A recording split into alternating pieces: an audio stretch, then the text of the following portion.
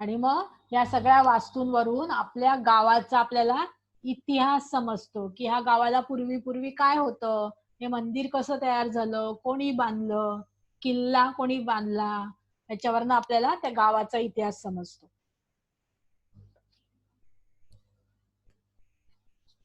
या वास्तू हा आपला मौल्यवान ठेवा आहे, तो सुरक्षित राहणे आवश्यक आहे. हा ठेवा जपणे ही आपली जबाबदारी आहे. आता आपल्या गावात अशा वेगळ्या वेगळ्या ज्या वास्तू असतात त्या जेव्हा आपण फिरायला जातो, बघायला जातो, मग आपण काय करायचं? तिथे घाण करायची, कचरा टाकायचा नाही, कचरा टाकायचा नाही. ते सुरक्षित ठेवलं पाहिजे, स्वच्छ ठेवलं पाहिजे.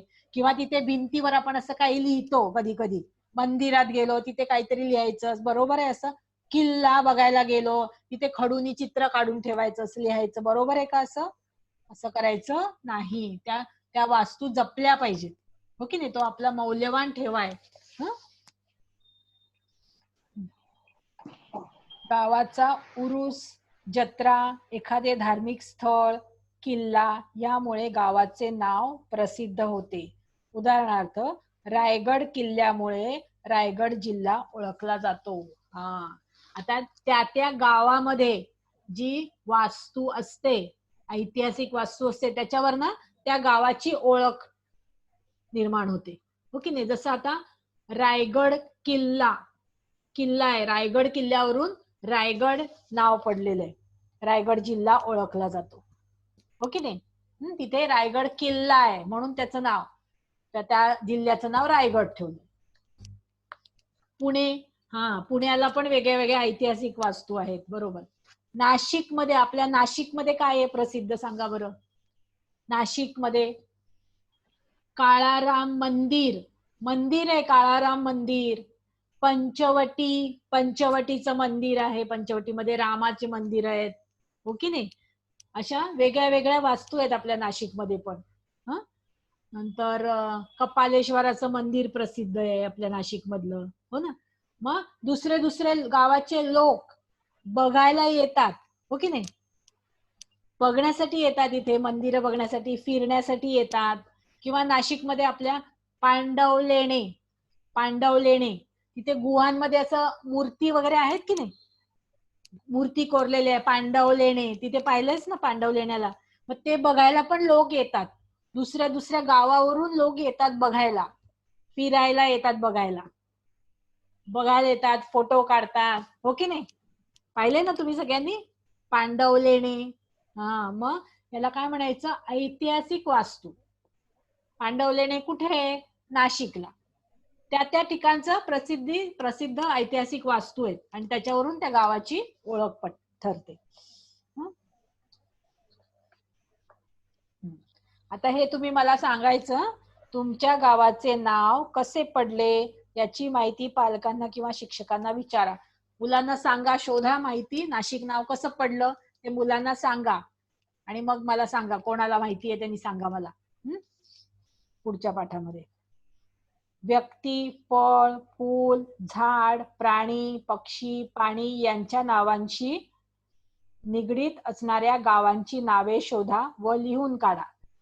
हा पण उपक्रम मुला तुम्ही करायचा आहे घरी. फळाचं नाव किंवा व्यक्तीचं नाव किंवा फुलाचं नाव, झाडाचं नाव किंवा प्राणी पक्ष्यांची नावं, याच्यावरून गावाचं नाव. जसं आता आपण बघितलं कोल्हापूर, गावाचं नाव आहे ना कोल्हापूर. कोल्हा प्राण्याचं नाव आहे, त्याच्यावरून कोल्हापूर. जसं आंबेगाव, आंबेगाव गावाचं नाव. अशी वेगळी वेगळी तुम्ही शोधायची. नकाशा आहे ना, नकाशामध्ये शोधायचं, कळलं? हे शोधून लिहून ठेवायचं. काय लिहिलंय बघा? व्यक्ती, फळ, फूल, झाड, प्राणी, पक्षी, पाणी यांच्या नावांशी निगडीत गावांची नावं शोधायची. गावाचं नाव शोधायचं, वहीमध्ये लिहून काढायचं. हाच अभ्यास आहे आज. प्रत्येक गावाला नाव असते, तसेच रस्ता, चौक, पेठ यांनाही नावे असतात. ही नावे कशी पडली याचा शोध घ्या. प्रत्येक गावाचं नाव असतं. ते नाव कसं पडलं ते तुम्ही शोधायचंय. कळलं? आता बघा इथे एक उदाहरण दिलंय त्यांनी. माहित आहे का तुम्हाला छत्रपती शिवाजी महाराज सुरत येथून परत येत असताना नाशिक जिल्ह्यातील तळेगाव दिंडोरी या गावाजवळ थांबले. शिवाजी महाराज माहितीये? शिवाजी महाराज माहितीयेत का? हा, शिवाजी महाराज सुरत वरून परत येत होते. मग तेव्हा नाशिकच्या जवळ तळेगावला थांबले ते. या गावाजवळ थांबले. तिथे त्यांनी आपल्या सैन्याचा तळ ठोकला होता. ते सगळं सैनिक, त्यांचे सैनिक होते की नाही, ते सगळे मिळून तिथे थांबले. नाशिकच्या जवळ तळेगाव, तिथे थांबले. त्यांनी तळ ठोकला. तिथे राहिले तंबू बांधून सगळे सैनिक तिथे थांबले थोडे दिवस. तळ ठोकला सैनिकांनी, म्हणून त्या गावाचं नाव काय? तळेगाव. कळलं? त्यामुळे या गावाला तळेगाव हे नाव पडले. कळलं? आता दुसरं गाव बघा काय दिलं त्यांनी. अहमदनगर जिल्ह्यातील धामणगाव पाट या गावाच्या परिसरात पूर्वी धामण या नावाचे वृक्ष मुबलक प्रमाणात होते असल्यामुळे या गावाला धामणगाव असे नाव पडले. अहमदनगर मध्ये धामणगाव पाट गावाचं नाव आहे. ते कसं पडलं? तर तिथे झाडं होती खूप. कोणती झाडं? धामण झाडाचं नाव आहे. धामण झाडाचं नाव धामण. मग त्याच्यावरून त्या गावाला नाव दिलं धामणगाव. कळलं? तसं दुसरं दिलं बघा. जालना जिल्ह्यातील परतूर तालुक्यात आष्टी धोतरजोड्याची नावाचे गाव आहे. तेथे पूर्वी उत्तम व तलम धोतरजोड्या तयार होत असत. त्यामुळे त्या गावाला आष्टी धोतरजोड्याची म्हणून ओळखले जाते. आष्टी जवळ एक गाव आहे, त्याचं नाव आहे आष्टी धोतरजोड्याची. तिथे काय तयार होतं? धोतर. आजोबा धोतर घालतात की नाही? आजोबा धोतर नेसतात ना. आजोबा धोतर नेसतात की नाही? हा, मग ते धोतर तिथे तयार होतं. धोतरजोड्याची आष्टी, म्हणून त्या गावाचं नाव आष्टी धोतरजोड्याची. कळलं? अशी त्या गावांची नावं, त्याच्या मागचा इतिहास तुम्ही शोधायचा.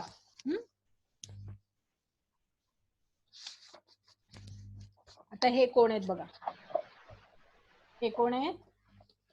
यांचं नाव माहितीये? हे क्रांतिकारक आहेत, राजगुरू. त्यांचं नाव काय? राजगुरू. शिवराम हरी राजगुरू हे भारतीय स्वातंत्र्य चळवळीतील एक प्रमुख क्रांतिकारक होते. हे कोण होते? जेव्हा पूर्वी इंग्रज लोक होते की नाही भारतामध्ये, इंग्रज लोक भारतामध्ये राज्य करत होते पूर्वी, तेव्हा त्या काळामध्ये हे स्वातंत्र्य चळवळीमध्ये हे क्रांतिकारक होते. भगतसिंग, राजगुरू, सुखदेव हे तीनही क्रांतिकारक प्रसिद्ध आहेत. त्यांच्याबरोबर अजून दुसरे 2 क्रांतिकारक, त्यांचे नाव काय?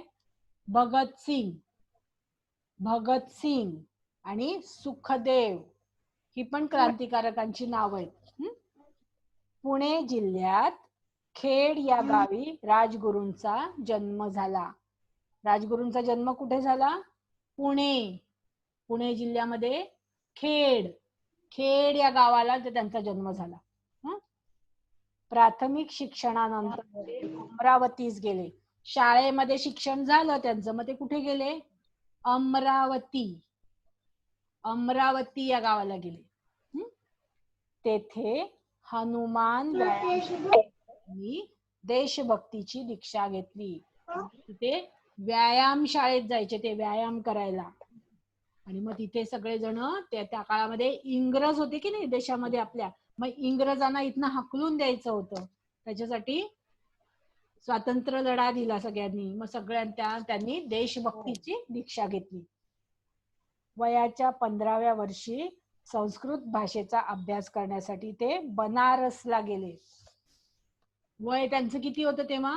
15 वर्षाचे होते तेव्हा ते कुठे गेले? बनारस. बनारस गाव आहे दुसरं. त्या गावाला त्यांनी अभ्यास कशाचा केला? संस्कृत. जसं तुम्हाला वेगळ्या वेगळ्या भाषा आहे ना, इंग्लिश भाषा आहे, मराठी भाषा आहे, तशी अजून दुसरी भाषा आहे संस्कृत. संस्कृत भाषेचा अभ्यास केला.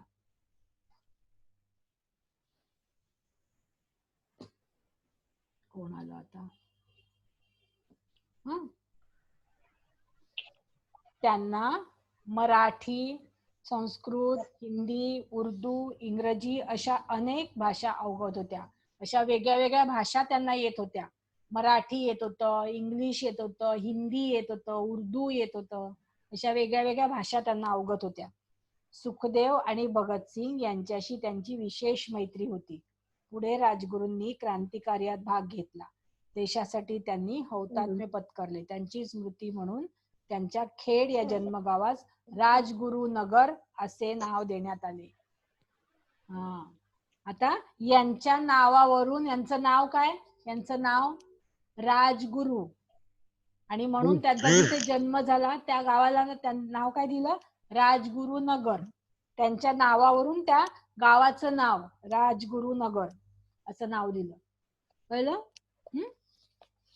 बरं. आता हे ना सगळं खरं, हे मी जर व्हिडिओ केला असता ना तर जास्त छान झालं असतं. हे असं शिकवणं म्हणजे ऑनलाईन मध्ये शक्यच नाहीये, खरं अवघड होऊन जातं. तुम्हाला कोणाला तर व्हिडिओ नको. केव्हा असतो बाल दिन? 14 नोव्हेंबर. 14 नोव्हेंबर. मागे शिकवलंय ना मग? बरं ठीक आहे. शिक्षक दिन. शिक्षक दिन केव्हा असतो? बरोबर स्नेहल, आवाज चालू करून बोल. आवाज चालू करून बोल स्नेहल.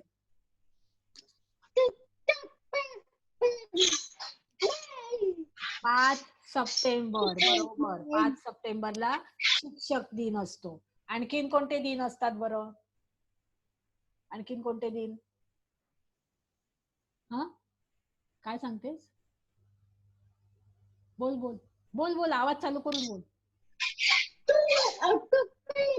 काय असं?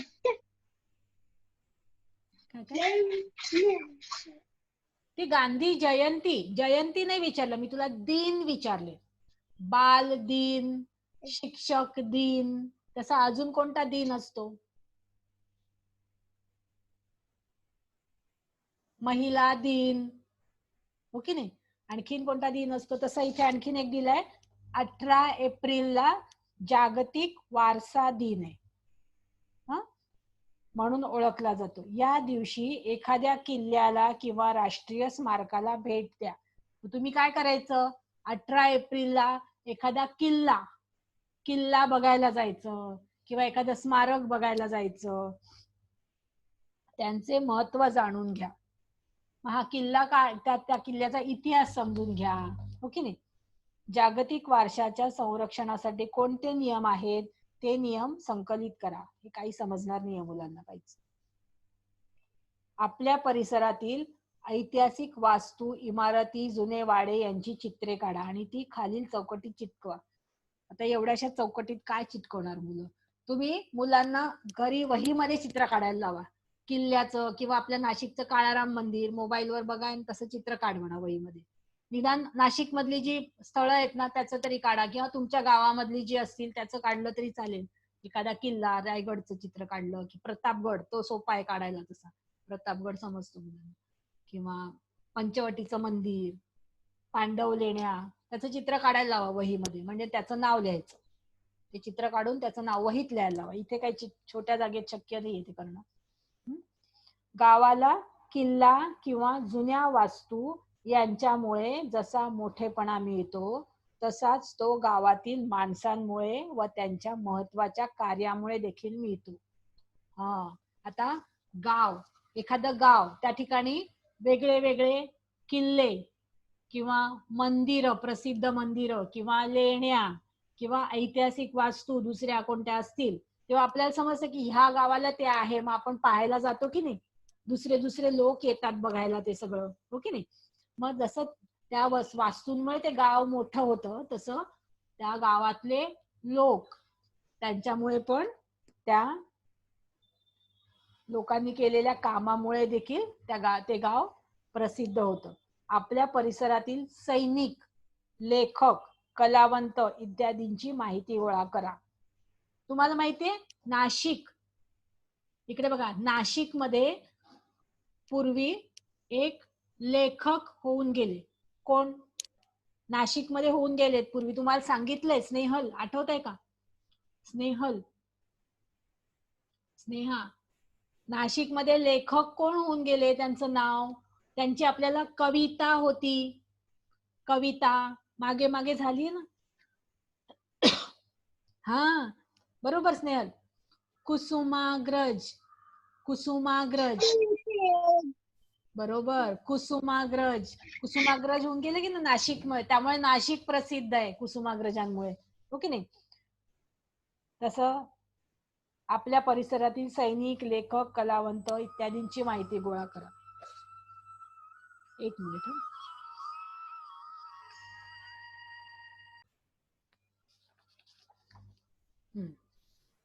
आता बघा, हा आणखीन एक प्रसिद्ध व्यक्ती इथे दिलेले. कोण आहे हे कोण आहे माहितीये? यांचं नाव काय माहितीये? कोण आहे ते? कोण? स्नेहल, कोण आहे ते? यांचं नाव काय? यांचं नाव आहे गाडगे महाराज. गाडगे महाराज. बघा इथे वाचा काय दिलंय. तुम्हाला माहित आहे का तुम्हाला? संत गाडगे महाराजांचे मूळ नाव डेबूजी झिंगराजी जानोरकर होय. त्यांचे मूळ गाव अमरावती जिल्ह्यातील दर्यापूर तालुक्यातील शेंडगाव आहे. संत गाडगे बाबांनी कीर्तनाद्वारे लोकजागृती केली. कीर्तनातून ते, स्नेहल पुस्तकात वाचायचंय, स्नेहल पुस्तक वाच. लोकांना प्रश्न विचारत आणि स्वतःच उत्तरे देत. आपली माणसं गरीब का राहिली? तर त्यांच्यापाशी विद्या नाही म्हणून. तेव्हा ते लोकांना शिका असे आवाहन करत असत. त्यांना 20व्या शतकातील एक थोर संत म्हणून ओळखले जात. त्यांच्या जनसेवेच्या कार्यामुळे त्यांच्या गावाचे नाव अजरामर झाले आहे. आता हे कोण आहेत? हे कोण आहेत माहितीये? हे कोण आहे? त्यांचं नाव काय? यांचं नाव काय? संत गाडगे महाराज. इथे नाव दिले बघा, त्यांचे संत गाडगे महाराज, त्यांचं नाव. संत गाडगे महाराज हे कोण होते माहितीये? एक व्यक्ती होते, पण त्यांनी खूप छान काम केलं. कळलं? त्यांना स्वच्छता आवडायची. सगळं स्वच्छ राहिलं पाहिजे, सगळी घरं आपली स्वच्छ ठेवली पाहिजे, आपला परिसर सगळा स्वच्छ ठेवला पाहिजे, त्यांना आवडायचं. आणि कुठे घाण दिसली की ते झाडू घ्यायचे आणि झाडायचे, असं काम करायचे ते. आणि लोकांना सांगायचे, ते कीर्तन करायचे आणि कीर्तनातून सांगायचे लोकांना की तुम्ही शिकलं पाहिजे, असं ते सांगायचे लोकांना. पूर्वीच्या काळामध्ये लोक शिकायचे नाही, शाळेमध्ये जायचे नाही, हो की नाही. पण मग त्यामुळे अशिक्षित होते लोक. मग हे गाडगे महाराज कीर्तन करायचे, त्याच्यातनं सांगायचे की तुम्ही शिक्षण घेतलं पाहिजे, तुम्ही स्वच्छता ठेवली पाहिजे, गाव आपलं स्वच्छ ठेवलं पाहिजे, असं ते सांगायचे लोकांना. कळलं? आणि मग हे कुठे होते? यांचं मूळ नाव काय? नाव काय यांचं मूळ? डेबूजी झिंगराजी जानोरकर. त्यांचं नाव काय? डेबूजी झिंगराजी जानोरकर. आणि त्यांचं गाव कोणतं? अमरावती. अमरावती जिल्ह्यातील दर्यापूर तालुक्यातील शेंडगाव. शेंडगावचे होते ते. कळलं? आणि मग त्यांनी खूप छान काम केलंय. संत गाडगे बाबांनी खूप छान काम केलं आणि म्हणून त्यांच्यामुळे अमरावती जिल्हा प्रसिद्ध झाला. कळलं? हे सगळं लक्षात ठेवायचं.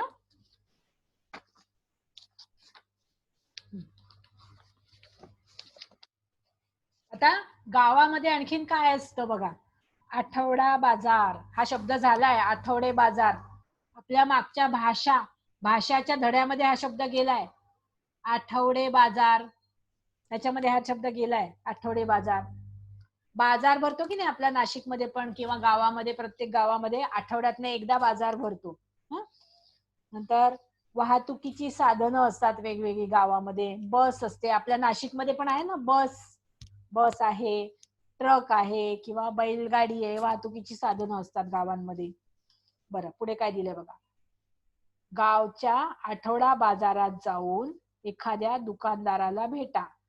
पुढील प्रश्नांच्या आधारे त्याची मुलाखत घ्या. आता तुम्ही काय करायचं, आता तुम्ही करायचं नाहीये, कोरोनामुळे सगळं बंद आहे, तुम्ही करायचं नाहीये, फक्त वाचा. त्यांना प्रश्न विचारायचे दुकानात जाऊन. दुकानदार काका असतात ना, दुकानदारांना विचारायचं, तुम्ही किती वर्षे हा व्यवसाय करत आहात. दुकानदार काका, दुकानामध्ये काका असतात ना, त्यांना विचारायचं किती वर्षांपासून तुम्ही काम करताय, हे दुकान मागे मागे किती वर्षांपासून काम करताय, असं विचारायचं. तुमच्या दुकानात कोणकोणत्या वस्तू विक्रीला असतात, तुमच्या दुकानामध्ये काय काय आहे, कोणकोणत्या वस्तू मिळतात, विचारायचं. त्या प्रश्न विचारायचे, मुलाखत घ्यायची. तुम्ही वस्तू कुठून आणता. आता त्या दुकानामध्ये जे सामान वस्तू आहेत ना, वेगळ्या वेगळ्या वस्तू, ते कुठून आणतात तुम्ही सगळं विकण्यासाठी, कुठून आणतात ते विचारायचं त्यांना. वस्तूंच्या वाहतुकीसाठी कोणकोणत्या साधनांचा वापर केला जातो. मग ते सगळं सामान आणायचंय, कसं आणतात, ट्रक मधनं आणतात का, बैलगाडीतून आणतात, कसं आणतात, कसं का पिशवीतनं आणतात, कसं आणतात.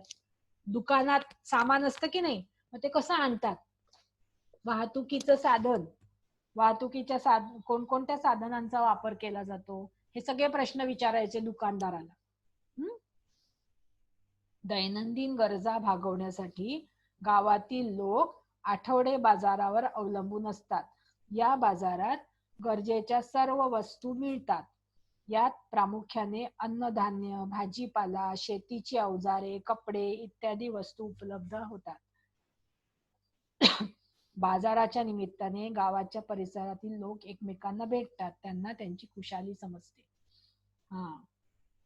आता गावामध्ये बाजार असतो, आठवडे बाजार. आठवडे बाजारामध्ये काय काय मिळतं, काय काय मिळतं आठवडे बाजारामध्ये, वेगळ्या वेगळ्या भाजीपाला मिळतो, कपडे मिळतात, काही सामान मिळतं, सगळं मिळतं आठवडे बाजारामध्ये. मग आठवडे बाजारामुळे काय होतं, लोकांना वेगळ्या वेगळ्या वस्तू मिळतात, हो की नाही. जे लागणार आहे रोज आपल्याला, जे लागतं, भाजीपाला लागतो, अन्नधान्य लागतं, कपडे लागतात, हो की नाही, ते सगळं इथे आठवडे बाजारात मिळतं. आणि मग सगळे लोक येतात, खाण्याच्या वस्तू पण मिळतात, बरोबर. आणि सगळे लोक एकत्र येतात, गप्पा करतात, भेटतात एकमेकांना, हो की नाही, बाजारामध्ये, हो ना. आणि त्यामुळे एकमेकांची खुशाली पण कळते.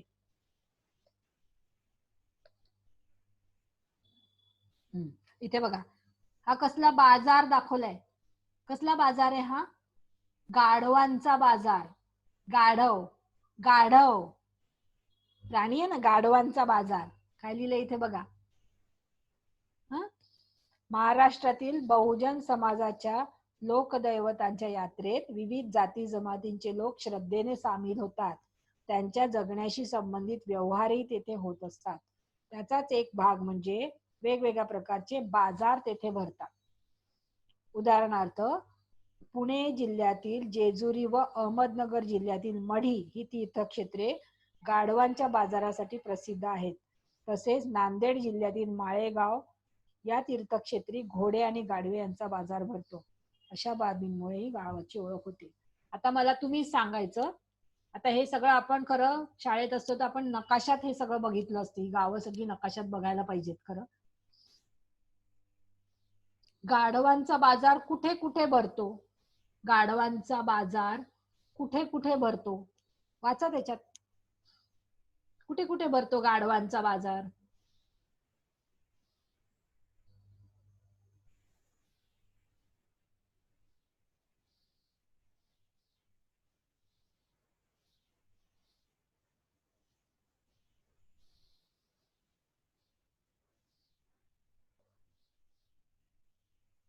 कुठे कुठे भरतो गाढवांचा बाजार? कोणत्या कोणत्या गावाला भरतो गाढवांचा बाजार? जेजुरी, जेजुरी आणि मढी, अहमदनगर जिल्ह्यातील मढी आणि नांदेड जिल्ह्यातील माळेगाव या गावांना गाढवांचा बाजार भरतो. तिथे गाढवं विकायला असतात. पैसे देऊन ते गाढव घेऊन जातात लोक. कळलं? समजलं एवढं? परत परत वाचा धडा. हा हा ठीक आहे. बरं, पुढे बघा काय दिलंय. आपण हे सगळं करूया परत एकदा. आठवडा बाजार व वाहतुकीचे साधने या दोन चित्रांचा संबंध तुम्हाला जोडता येतो का? बरं. शेजारील चौकटीत व्यक्तीचे नाव, गावाचे नाव, नातेसंबंध, प्राण्याचे नाव, भाजीचे नाव दडले आहे ते शोधा. आता याच्यामध्ये गावाचं नाव, भाजीचं नाव किंवा व्यक्तीचं, माणसांचं नाव याच्यामध्ये आहे ते शोधायचंय. काय काय बघा. नाव शोधायचं आणि त्याला गोल करायचंय. करा तुमच्या पुस्तकामध्ये.